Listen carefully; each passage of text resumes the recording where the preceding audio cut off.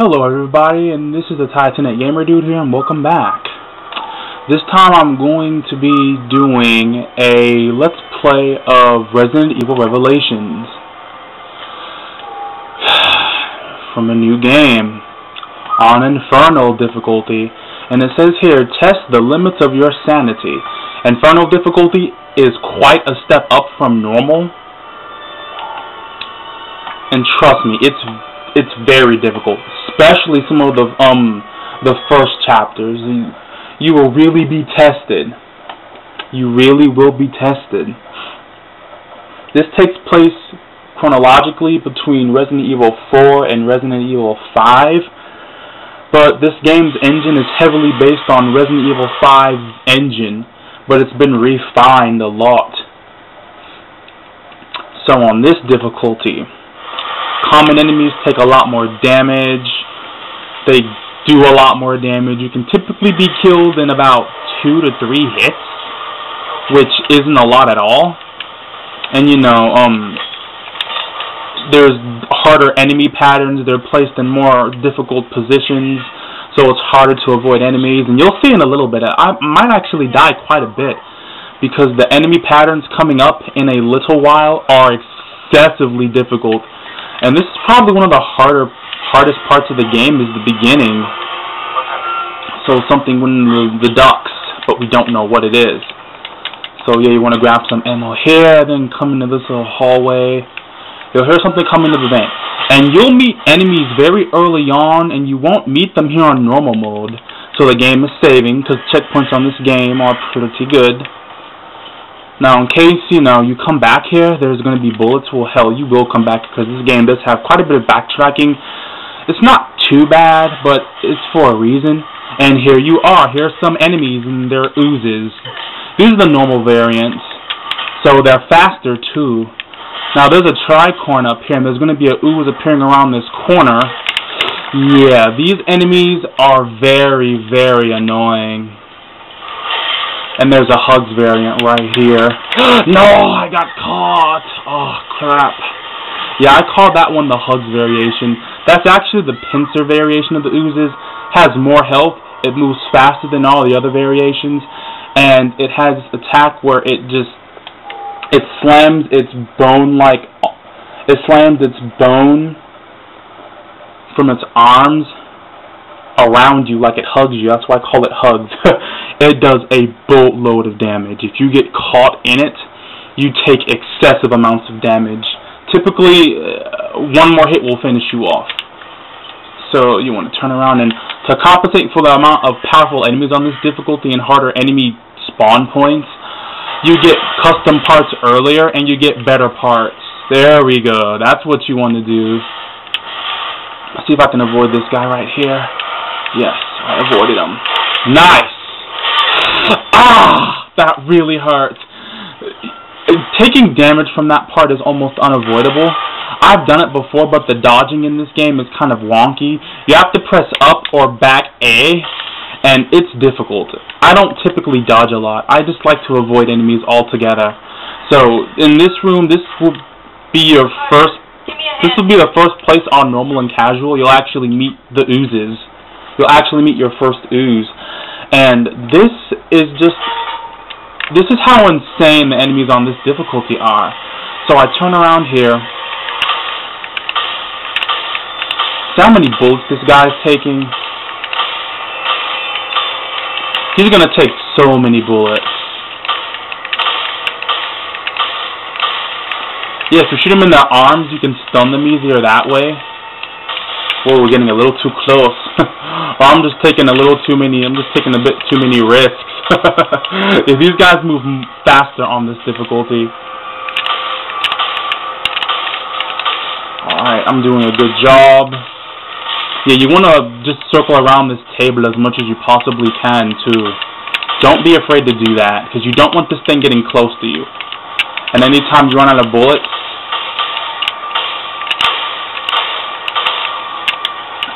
there's a case of ammo over here. So where is it? There it is. Good. You also want to pay attention to this thing at all times. You want to know where it's at. But as you can see, when you're hurt, you move a lot. You move quite a bit slower.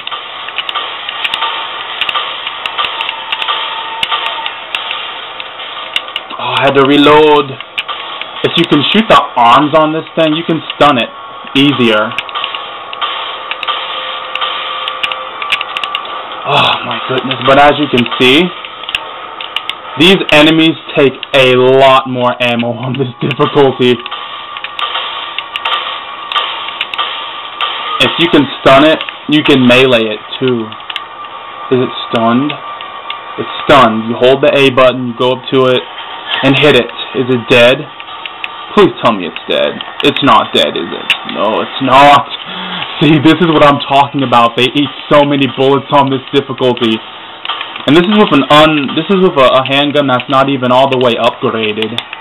They eat so many bullets. Alright. Stunned, again. Hold the A button, walk up to it. Wham! Get your maximum damage. And it's finally dead. 6 minutes and 13 seconds. Episode 1, Into the Depths. Yeah, that's only one part of Chapter 1. Yes, but that's probably one of the hardest parts of the game on Infernal is Chapter 1. There's too many enemies to kill. It's impractical to kill them. You gotta save your ammo and save the ammo cases because once you use a case up, it will not respawn at all. So this took place a while back, and there's a new item you got. Press, left bumper. This isn't playing the Xbox. You want to scan enemies, and the percent goes up, and it allows Jill to see hidden items and scan enemies to increase the percentage on it. If she gets it to about 100, at 100, it'll give her an automatic healing item, such as an herb. And that's very key. That's very key to surviving on Infernal mode. You have to know when to scan and when to fight and when to run. That does take some time to learn. But anyway, on Infernal mode, enemies take so much more damage. Metal detected. These things are actually called, I think they're called globsters. Yeah, they're called globsters, and they're from mutated humans. And yeah, this is some freaky shit right here. Ew.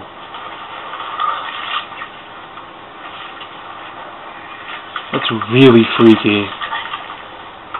Alright, let me stop, because that kind of makes me want to hurl.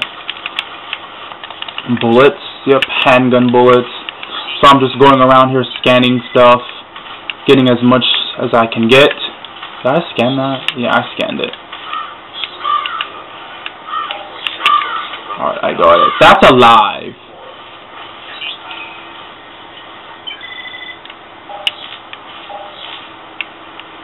Alright. So this is what I like to do. I like to just run around it and stab the back of it. This may not be the most fun way to fight it, but it definitely saves ammo. And as you can see, it'll try to hit you by turning quickly, putting more force into it, but this isn't really difficult. Just knife it. Oh, it hit me. Crud.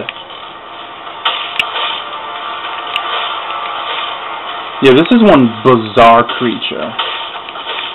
And the virus on this game is called the T-Abyss virus. It's very, very dangerous. It can mutate. Basically, when human subjects mutate, a lot of the time, the fluid in their body liquefies. Oh, it hit me again. As you can see, you can take quite a bit of damage from this thing. Yeah, I did it to save. Oh, it's not dead yet. Now it's dead. And as you can see, you don't have a life bar. You don't have nothing like from Resident Evil 6 or 5. It doesn't show a life bar, but the more damage you take, the more the screen gets discolored and the more blood feels on the screen. So yeah, that's basically the game's way of saying, hey, you're hurt, you might want to consider healing quickly, yada yada yada. Alright, where is it? There it is. Good. I've beaten this game before on Infernal mode. It's quite challenging. I like it, actually.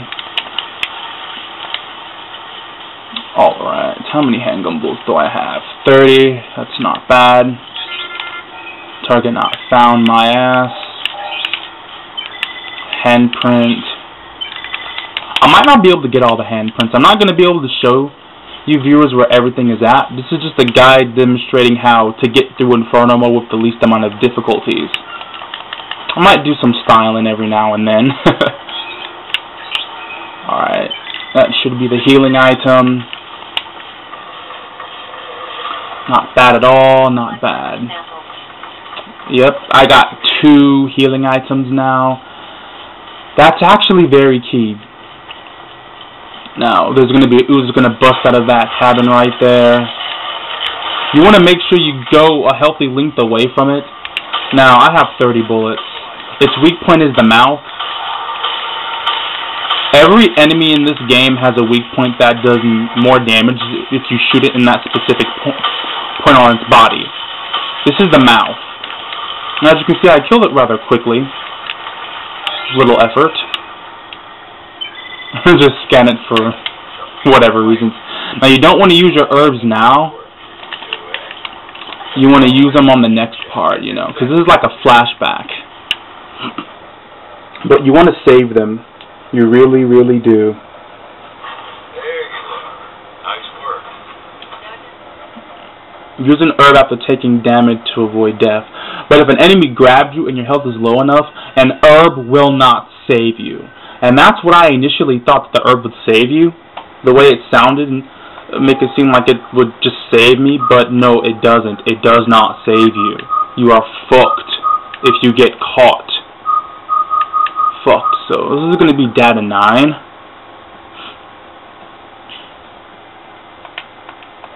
Alright.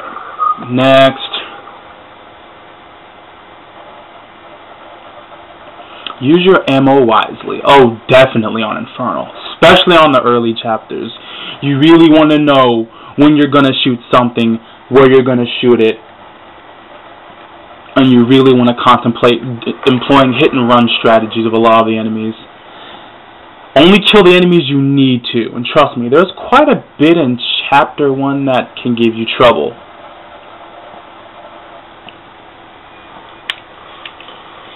Why did I say use them back at this point? You don't have any. That was very stupid of me.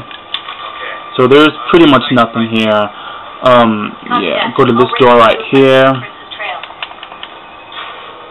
Now I'll radio you on Chris's trail. I will radio you on Chris's trail, and there he is. He's in there. But it's locked. Sorry. I found Chris, but he's trapped in there. Did you get him out? No, it's a Now, when you come into this room, excuse me, I thought. Turn to the left, go up the stairs. Nothing too special right now, but things are going to heat up very quickly. Very, very quickly. So, you know, you come up here, there's stuff you can grab. I advise you grab it. I really do advise you grab it. And I do advise you scan things ahead of time. And in the HD version of the game on the Xbox 360, there are these enemies right here. They're called wall blisters. They're very frail. You can't kill them when they're balled up into a ball like this. And they'll come down, let off a scream, and then they'll immediately proceed to run at you. And it's an instant death if they catch you. So there's an ooze that's going to come out here, but there's no way you can really avoid it. So my advice is just scan it and then run out. Yeah, a lot of the jump scares in this game are from enemies you really can't avoid much. So you might as well just, you know, run into them on purpose or attempt to avoid them. If an enemy gets behind you, though, and grabs you, you cannot avoid it, which is just very unfortunate. So I'm just scanning things ahead of time because I'm going to come back into that room a little later. Come here. Hard coaching to a message for 6-8. So some girl just gets mollywopped. Ouch! By oozes, and there's pretty much nothing we can do. She's already been caught. So there's oozes in here, and they're feasting on her. They're draining her blood. Now there's an item in here you can scan. What else? There's items over here you can scan too. Now there's 2 right here. What you want to do quickly before they get up and attack you, you want to get this item right here. What the hell? Oh my gosh. Why does this always happen when I record? It never happens when I don't record. That's very, very unfortunate. Really? I have to... damn it. I didn't scan it all the way. You also want to make sure it says item found on the Genesis before you start doing anything. Alright, you want to do this. Alright, get this item here, get this item here. You missed. Nice. And get out. I found a key. You think it's... Trying to get hit like I did. So, nothing special, just nothing special.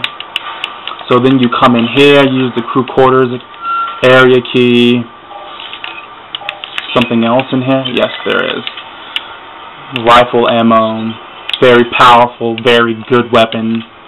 BOW decoy. This is key for the part coming up here. Very, very key. And here it is. You want to use it to run past them. And then you want to scan the oozes. And there you go. 72%. Not bad. I don't bother checking the lockers because a lot of the time there's nothing really in the lockers. So then there's this guy. Oh, crud. I'm going to see if I can avoid him. Alright, so he's gonna come over here. Oh, fuck. I avoided him. Nice. There should be more that are gonna come out. Yeah. Okay, then that guy's gonna come down. And this place looks really intimidating, but it's really not all that difficult. But this part coming up here, though, is difficult. Because you can get stun locked, and there's a shit ton of oozes that can easily make your day a fucking nightmare.